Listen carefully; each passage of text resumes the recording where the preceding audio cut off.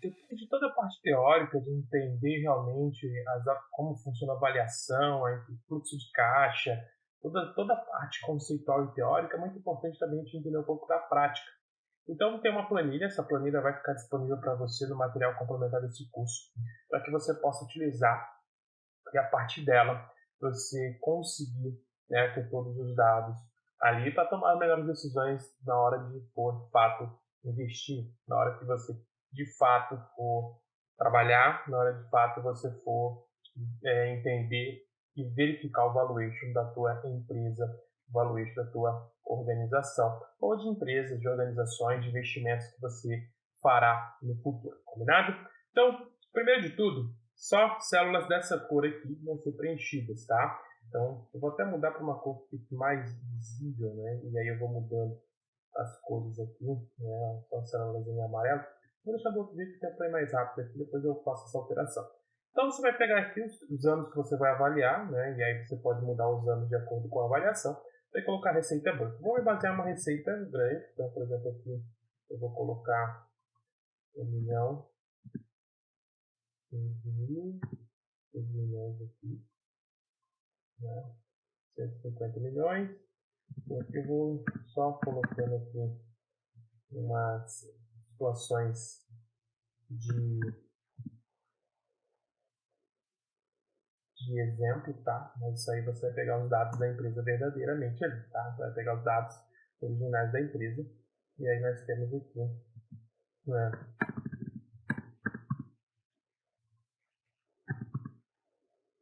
Aqui nós temos essa linha não vai se estabelecer, porque ela já tem a fórmula matemática pronta. A gente vai aqui para os impostos e para as receitas, imposto sobre receita, né? Então, vou colocar aqui imposto sobre receita. Eu vou colocar um valor aqui, ó, de 10%. Então, vezes 10%. Então, peraí. Isso vezes 10%. Aqui vai ser só número negativo. Então, eu vou colocar aqui. A forma está aceitando, só vou colocar lá, por exemplo, 10%, vai dar 1,5 aqui. Aqui eu vou colocar 10% também, então vai dar 1,8. E aqui menos 1,7, né? 1,7, 700 mil, né? 700 mil aqui de imposto. Aí eu tenho minha receita líquida. Aí eu tenho o custo da mercadoria vendida ou o custo do serviço prestado. Aí eu coloco aqui, por exemplo, esses pontos negativos. Eu tenho que alterar isso aqui e tirar esse. Vou colocar aqui que eu gastei aí no ano 50 milhões de serviços, né?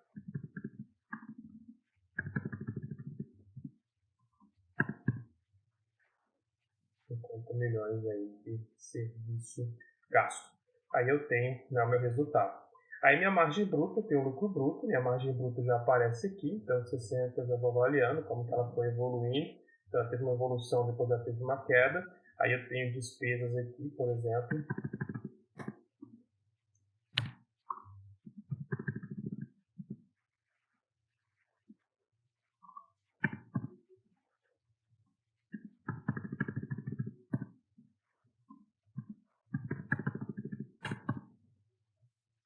Aí minha margem operacional, então eu tenho o lucro operacional EBITDA, né, que é antes de impostos e receitas ou despesas financeiras. Minha margem operacional, veja que ela se igualou, né, ela estava maior aqui, aí ela diminuiu, ou seja, por mais que eu faturei mais esse ano, no final eu tive uma margem menor, então minha margem diminuiu porque eu tive maiores despesas, né, então o ano 2019 foi o ano que eu tive uma margem operacional melhor. Aí eu tenho a minha depreciação.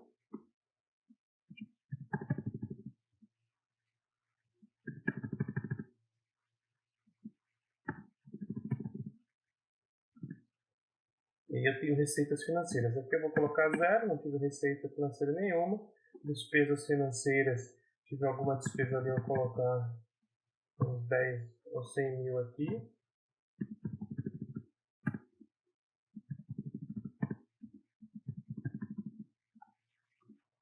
E aí eu tive o imposto de renda, né? O imposto de renda, vou colocar ali seus 27,5%. vezes esse valor aqui. E aí eu faço isso aqui. E o CSLL também, menos 9% vezes isso aqui. Mas é claro, você vai pegar ali somente o valor, né, que você vai de fato depois ter ali de impostos. Então tem que pegar ali, vai pegar os valores de impostos. E no final sobra a nossa margem líquida. Então de margem líquida eu tenho aqui então um ano foi maior que o outro, né, e os outros se manteram. Aí eu vou para o setor da minha empresa, né? Aí eu vou encontrar qual que é o setor. Aqui tem vários setores que você vai poder estar utilizando. Eu vou colocar aqui que, por exemplo, o nosso setor é de seguros geral, tá? Aí eu vou pegar aqui o que? Um regime tributário, né? Então eu vou trabalhar, por exemplo, no lucro real, ou você pode ir para o lucro presumido, né? Então eu vou colocar aqui lucro real. Presunção de alíquota, você pode, né, e presumir aqui, mas aqui deixa 16%, porque se eu for no lucro real, ele vai aqui. Se ele for no lucro presumido, ele já vai utilizar essa presunção de 16%, aí você pode ver com o seu contador, por exemplo, se ele vai ter que ter alguma alíquota diferente. Mas eu vou colocar o lucro real aqui, que é o melhor para se utilizar. E aí, o que acontece? Aí eu vou colocar qual que é a expectativa da empresa para os próximos 5 anos, tá? Então a gente vai analisar ali os resultados dos anos anteriores, né? Então eu vou analisar isso aqui para eu poder ter expectativas que sejam factíveis ou que não sejam mentirosas. E aí tem algumas orientações do lado aqui que a gente vai ter que estar tomando cuidado. Primeiro, de um ano para o outro, qual que será o crescimento da receita? Margem bruta é igual ao lucro bruto dividido por receita líquida, margem operacional é igual ao lucro operacional vezes receita líquida, receitas provenientes de aplicações financeiras e despesas com juros, tá? Eu tenho que pensar nisso tudo. Então, o que eu vou fazer? O que eu gosto de fazer aqui? Você pode pegar e projetar. Então, o que eu gosto de fazer? Eu gosto de pegar a receita, né, e ter um crescimento de múltiplo de 2. Ou seja, para eu poder crescer, eu quero crescer, por exemplo, 200% a minha receita. Só que eu crescendo múltiplo de 2, eu também vou crescer todas as minhas despesas. Então, eu posso pegar aqui o que eu fiz na receita bruta e eu vou fazer vezes 2, por exemplo. E aí eu tenho um crescimento bem grande de receita. Aí, é claro, que vai dar 340%, que é em porcentagem, então eu quero crescer em 200%, um exemplo. Ou eu vou falar, não, eu quero crescer 100%. Vou colocar assim. A ideia é que eu cresça 100%. E aí eu vou colocar isso para todos os anos. Mas você pode colocar. Margem bruta projetada. Então, por exemplo, aqui, eu tenho minha margem bruta, ela foi de 60% a 70%. Em média, se eu pegar isso aqui e fazer uma média, por exemplo, aqui, eu tenho uma média de 69,5%. Aí eu posso colocar, não, eu quero uma média aqui de 80% de margem bruta para os próximos anos. Esse é o meu estabelecimento. Margem operacional projetada, eu também posso trabalhar dessa forma. Margem operacional, eu vejo a minha média, então eu tive aqui 50,6, em cima disso. Então o que eu vou fazer? Eu vou lá e vou colocar, por exemplo, que eu quero ter uns 60% de margem bruta projetada. Então eu vou colocar 60%. Receita financeira projetada, e aí eu vou pegar receita financeira, eu vou colocar 0. Vou colocar 0 aqui. É claro, aí você pode verificar. E na média aqui, 100 mil, então também vou colocar aqui a média de, como eu vou crescer 100%, 200 mil aqui de receita, Então, 200 mil. Ok? Com base nisso, com base nas premissas fornecidas, a demonstração de resultados projetado para os próximos 5 anos é essa aqui. Então, em 2022, de 170 vai para 340, depois 680, 1 bilhão, 2 bilhões, 5 bilhões em 2026. Tá? A gente vai ter aí essa receita projetada. Eu vou ter o meu crescimento, o imposto sobre receitas vai ser isso aqui, porque já vai me tirar, já vai fazer o cálculo baseado na diferença. Minha receita líquida vai estar essa estabelecida. Eu vou ter o meu custo de mercadoria vendida, porque ele cresce proporcionalmente também. E aí vai me sobrar o meu lucro bruto, A minha margem bruta aqui é 80%, conforme eu tinha colocado. As minhas despesas vão ser essas, o meu lucro operacional vai ser isso aqui, e minha margem operacional vai ser 60%. Eu vou ter minha depreciação, sempre dobrando, né? Minha depreciação e as despesas financeiras, o lucro antes do prejuízo, então eu vou ter isso aqui, e aí no final, né, o lucro antes do imposto, eu vou ter meus impostos, e aí eu vou ter minha margem líquida aqui baseada nos 39,6%. E aí eu preciso entender também qual que é o prazo médio de recebimento de clientes, o prazo médio de estoque e o prazo médio de pagamento de fornecedores. Isso é bem simples de calcular. A fórmula é bem simples. Então, prazo médio de recebimento aqui, né? Então, você vai colocar prazo médio, eu vou escrever a fórmula aqui para você não esquecer. Então, prazo médio de recebimento é igual ao total para receber dividido por total vendido dividido pelo período, tá? Então, a gente vai ter essa cálculo, vai ficar assim. Então, vamos supor aqui que eu tenho lá, por exemplo, eu vendi R$200.000 no ano e eu ainda tenho 40 mil para receber, um exemplo. Então, se eu pegar lá, por exemplo, ó, que eu vendi 200 mil, eu tenho 40 mil para receber, né? Tenho 40 mil para receber. Aí eu preciso saber quanto que eu tenho, qual vai ser meu prazo. Então, eu vou pegar aqui, olha a fórmula que como que ela é. Então, eu vou pegar os 40 mil, né, dividido por 200 mil, dividido por 360 dias. Tá? Aí eu dou um Enter. Então, meu prazo médio de recebimento seria 72 dias. Então, é a ideia que eu vou fazer. Então, eu vou colocar aqui, por exemplo, 72 dias. Por exemplo, tá? Aí eu tenho um prazo médio de estoque. Tá? O prazo médio de estoque ele é bem simples também. Ele vai ser assim. Então, prazo médio PME, né, que é o prazo médio de estoque, ele vai ser igual a estoque médio dividido pelo custo das mercadorias vendidas vezes 360, tá? Vamos pegar um exemplo aqui, né? Suponhamos aí que eu tenha 1.000 unidades de determinado produto, tá? E aí eu quero entender o quanto isso me geraria, né? Se foi se todas as mercadorias foi de R$3.000, né? Então vamos pegar aqui. Então eu tenho aqui, ó. Eu tenho um estoque de 1.000. Vamos colocar aqui. Eu tenho um estoque de 1.000. Esse custo todo ele me custou R$300.000, tá? Opa, tem mais um zero. Ele me custou R$300.000 todo o custo da mercadoria vendida. Então, o que eu vou fazer? Então, eu vou pegar aqui, e aí eu vou fazer o seguinte, ó, é igual a 1.000 dividido, é igual a 1.000 dividido por 300.000 vezes 360. Então, o meu prazo de estoque, tá? Ele foi de 1,2 dias, tá? Então, eu vou colocar aqui 1,2. E claro, tem que calcular ele de acordo com a tua empresa, de acordo com o teu negócio.